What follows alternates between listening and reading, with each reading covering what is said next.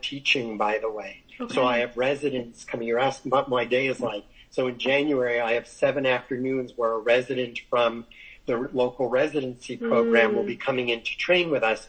These people will see how it works in our office, and some of them along the way will express interest in joining our practice. If they're of a certain quality, both skill-wise and personality-wise, then, one day, I might get to hire them. But we're looking at taking on extra space in our building. So I'm part owner of our huge office building. Oh, wow.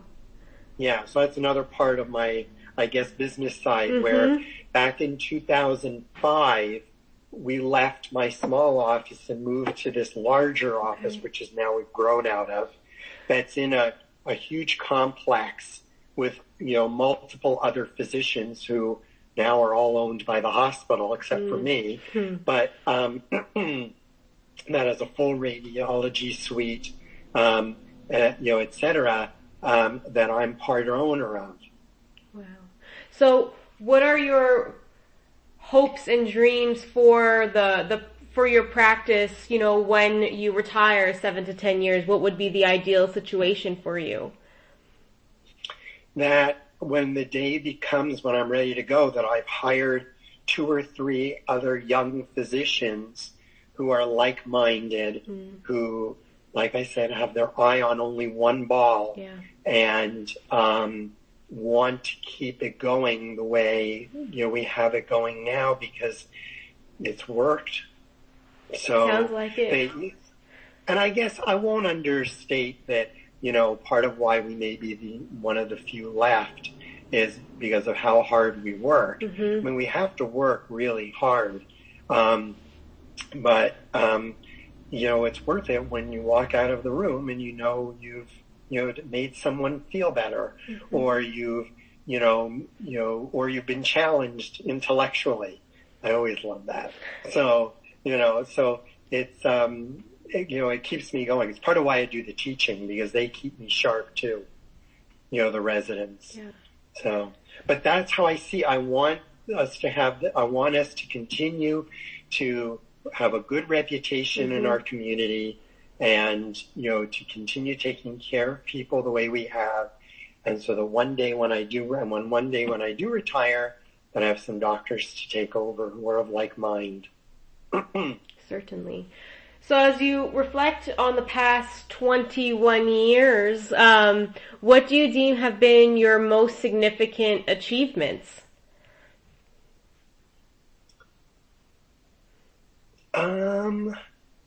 That I have, when I retire, we've had doctors over, especially recently, who retired, who patients will talk about forever, right? They'll come in and they'll go, I used to see this doctor. He was wonderful. He took really good care of me. That's good. I will feel like I was a success if when I leave, that people think of me and say, he really cared about, his patients, and he really cared about everybody as an individual.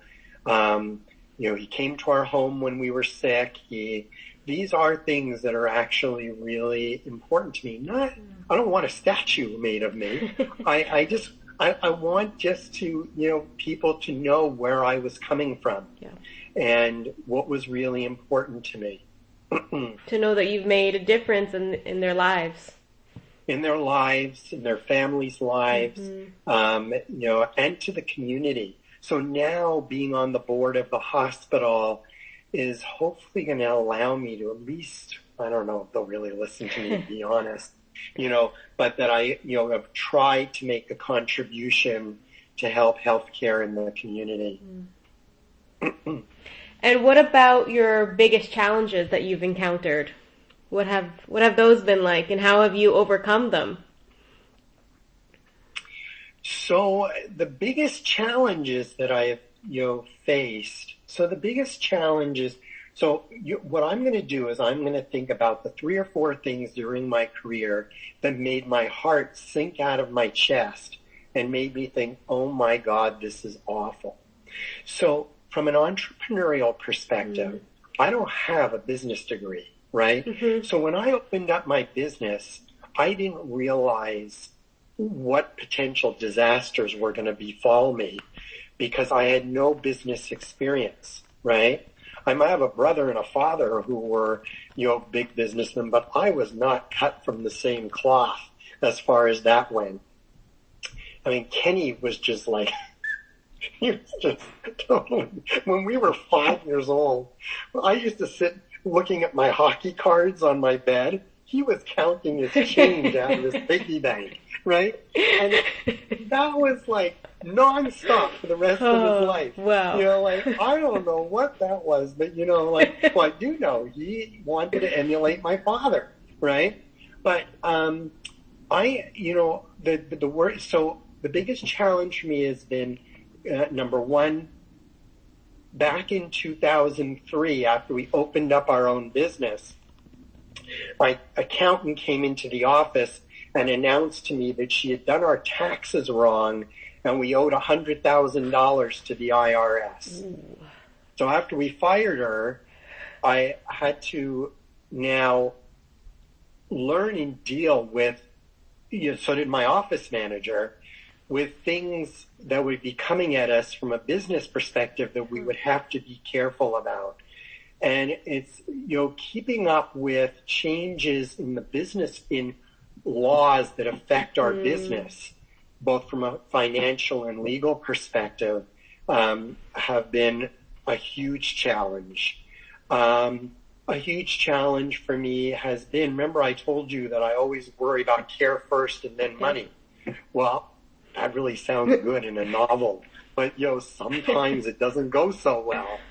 And sometimes you make mistakes where like when we first moved into our new office where we are now, we had a huge overhead for rent and mortgage. And I thought, well, we'll be okay with a certain number of providers. And at that time in that space, we had 3 or 4 providers and it wasn't enough. We weren't generating enough income. So we fell further into debt. We, it was tough. So in a medical practice, I think I'll sum it up for you as far as that goes, is that there's an algorithm for how many providers you need to have based on the number of support staff you have. Okay. I forget what the exact numbers are, but I obviously wasn't achieving it. And I had to read about it and look it up and say, oh my God, I need more providers if I want to run a practice the way I want to run it, where I provide enough, the care I want, but also pay my bills. Right. So, other big challenges are, in the United States, one thing you don't have to deal with, I know you're in Florida, for your degree, but in Canada, they don't have to worry about lawsuits, right? An internal medicine physician in the States can be expected to be sued every 7 years. So and I've been sued, I can tell you that they were all dropped. But when you get sued, it's like, oh my God, what did I do wrong? You feel betrayed because you feel like you were really trying to help somebody and maybe you couldn't make them better and something went wrong. And I got sued twice in training, back as a resident. And I remember, once while I was chief resident, top of my game, we got, taken into the lawyer's office and the other chief resident and I, because we both were involved in this case. But the bottom line is that it's now, hasn't happened for quite some time now. You learn with experience. You're always trying your best, but those are challenges in medicine that just eat your heart out and then consume you, because now you're not just consumed about what did you do wrong, and the betrayal, but now you're literally consumed with time in dealing with legal, talking to lawyers, going at depositions. I mean, it's awful. From the business side, There's also the personnel aspect, right?